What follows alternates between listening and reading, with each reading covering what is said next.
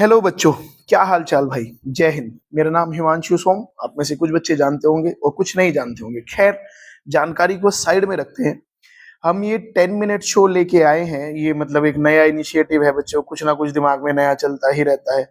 Busy schedule से थोड़ा बहुत टाइम निकाल के कुछ ना कुछ दिमाग में आता है।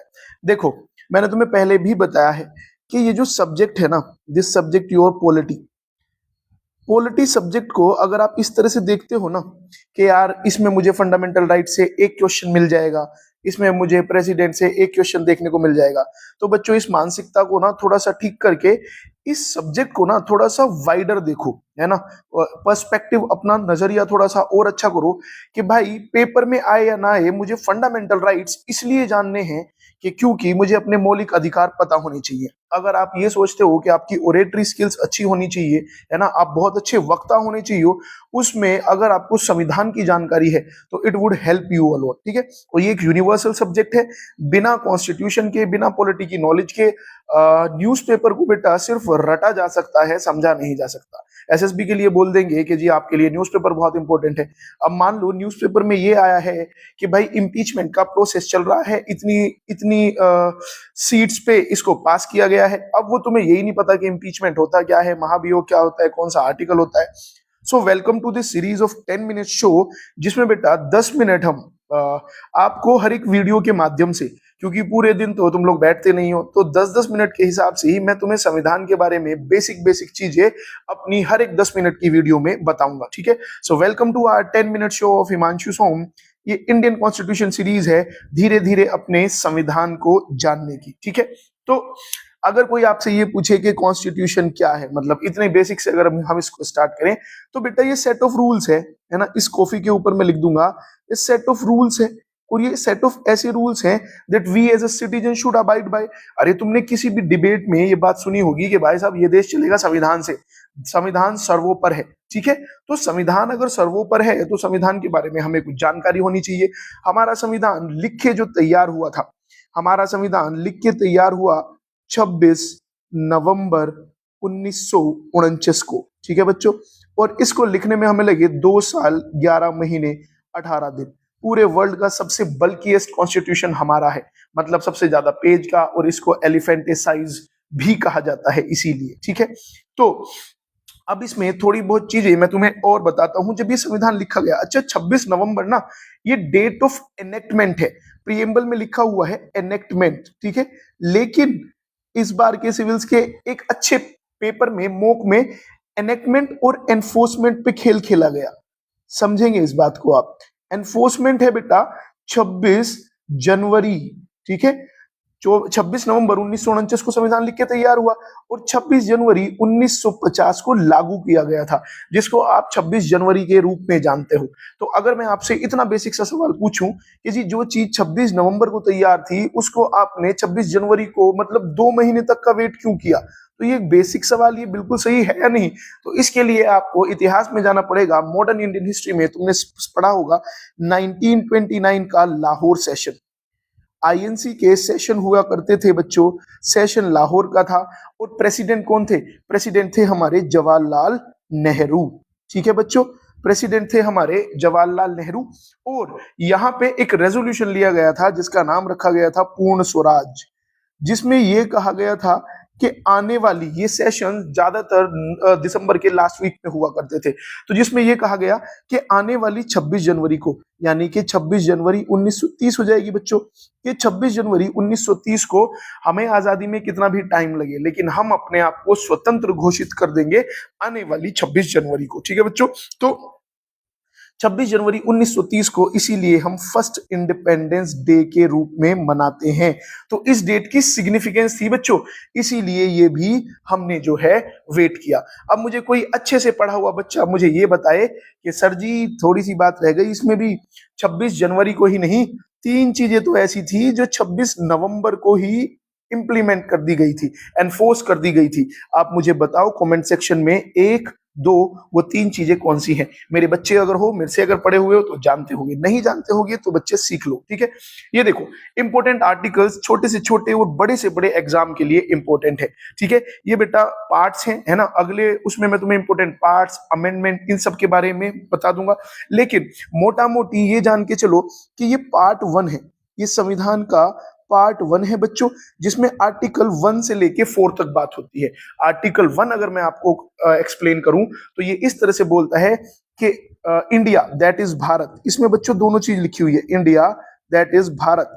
पहले तो कॉन्स्टिट्यूएंट असेंबली में यही बहस थी कि देश को हम भारत से रिप्रेजेंट करेंगे या इंडिया से, तो फिर किसी मेरे जैसे समझदार आदमी ने सुलहा दी कि भाई साहब ऐसा करो कि इंडिया दैट इज भारत लिख दो। Is a union of state, is union of states rather than federation, rather than federation, ठीक है।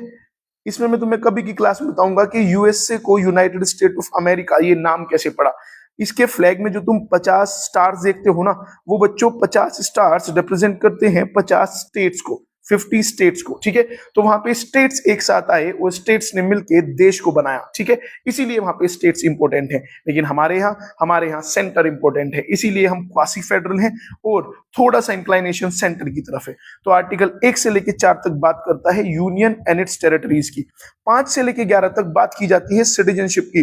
भारत की सिटीजनशिप किस तरह से ली जा सकती है, उसका एक्रोनियम याद कर लो कि भारत की सिटीजनशिप तो भाई साहब ब्रांड है, B for birth, R for registration, A for acquisition of territories, N for naturalization और D for descent, है ना।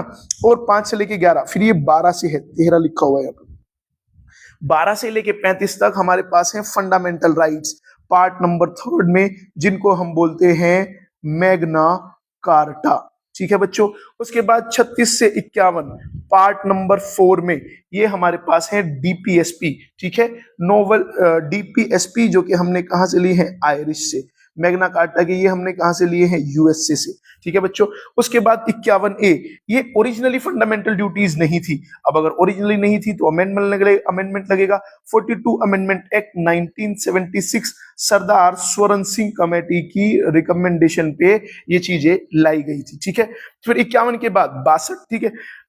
62 से ना देखो ये इस तरह से होता है, 52 से लेके 62 कह रहा हूं, 52 से लेके और ये 78 तक जो आर्टिकल्स है ये प्रेसिडेंट के लिए होते हैं। अब इसमें ना प्रेसिडेंट के साथ साथ ये प्राइम मिनिस्टर भी लिखा हुआ है। जैसे कि आर्टिकल नंबर 78 है जो बात करेगा कम्युनिकेशन की, कि भाई साहब जो प्राइम मिनिस्टर हैं वो प्रेसिडेंट से बात करें और उनको हालात बताएं। फिर इंपॉर्टेंट आर्टिकल है एक 74 जो बात करता है एड एंड एडवाइस की। तुम पढ़ोगे इस चैप्टर में कि जो प्रेसिडेंट है ना वो रबर स्टैंप भी, मतलब इस तरह का भी क्वेश्चन सिविल्स के मेंस में पूछा गया है, ठीक है, कि ये नॉमिनल हेड है, नाम मात्र के, डिजूरे हेड है। प्राइम मिनिस्टर डिफैक्टो हेड होते हैं, रियल एग्जीक्यूटिव इनको कहा जाता है, ठीक है। और इसी में जो 76 आर्टिकल होता है वो अटॉर्नी जनरल ऑफ इंडिया होता है, जिसका अपॉइंटमेंट भी कौन करते हैं, प्रेसिडेंट। ये बच्चों highest law officer of country होते हैं, highest law officer of country होते हैं, जिसमें हम इनको हम कॉन्स्टिट्यूशनल बॉडीज में भी पढ़ते हैं, ठीक है। उसके बाद अगर मैं इसको तुम्हें थोड़ा सा इससे अलग अगर और बताऊं तो 79 से लेके आर्टिकल 122 तक ये तुम्हारे पार्लियामेंट के हो जाते हैं, है ना। पार्ट 5 में आप ये चीज याद रखोगे कि सेंटर से रिलेटेड जितनी भी चीज है, जैसे कि प्रेसिडेंट, पार्लियामेंट, है ना, और सुप्रीम कोर्ट, ये सब पार्ट 5 में आएंगी। और स्टेट से रिलेटेड जितनी चीजें हैं ये सब पार्ट 6 में आएंगी, ठीक है बच्चों।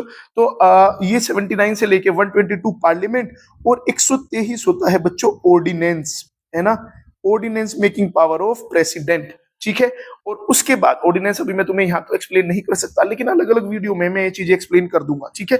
अब उसके बाद आर्टिकल नंबर 124 से लेके 147 तक ये भी हमारा पार्ट 5 में ही आएगा, क्योंकि ये सुप्रीम कोर्ट है और तुम लोग जानते हो कि सुप्रीम कोर्ट जो है वो सेंटर की होती है। सुप्रीम कोर्ट अगर पार्ट 5 में आएगा तो आप लोग मुझे कमेंट में बताएंगे कि हाई कोर्ट कौन से पार्ट में आएगा, ठीक है बच्चों। 167 आर्टिकल है कि duties of chief minister. Article 280 है फाइनेंस कमीशन के लिए, ये कॉन्स्टिट्यूशनल बॉडी है जिसको balancing wheel of fiscal federalism कहा जाता है। इस बार बहुत न्यूज में है भाई साहब आपकी ये आर्टिकल नंबर 324, इलेक्शन कमीशन, ठीक है, इसमें मेंबर 1+2 यानी कि 3 इलेक्शन कमिश्नर होते हैं। ये एक चीफ होता है और इनकी इक्वल पावर होती है। इस बार के लिए ये हर एग्जाम के लिए इंपॉर्टेंट है, क्योंकि एग्जामिनर का फेवरेट पार्ट होता है, वो करंट को स्टैटिक से लिंक करके पूछ लेता है, ठीक है। उसके बाद आर्टिकल 343 बात करती है कि हिंदी एज ऑफिशियल लैंग्वेज। 352 होती है नेशनल इमरजेंसी, 356 होता है प्रेसिडेंट रूल और 360 होता है फाइनेंशियल इमरजेंसी, जो कि हमारे देश में आज तक नहीं लगी है। नेशनल इमरजेंसी 1975 से सिर्फ 1977 तक लगी है। लेकिन अगर आप 356 याद करते हो तो इन वर्ड्स को चेंज करके 365 भी याद रखना। ये प्रेसिडेंट रूल तब लगाया जाता है जब फेलियर ऑफ कॉन्स्टिट्यूशनल मशीनरी हो जाती है, ठीक है बच्चों। तो 10 मिनट पूरे हो गए हैं। इस 10 मिनट के शो से आई होप आपने बहुत सारी चीजें अपनी रिवाइज की होंगी, एक आधी चीजें कुछ नई सीखी होंगी। तो बाकी आपका जो भी सजेशन है, अगली वीडियो किस चीज की आए, प्लीज कमेंट करें। आपका कमेंट हमारे लिए एज अ फ्यूल साबित होता है। मिलते हैं अगली वीडियो में।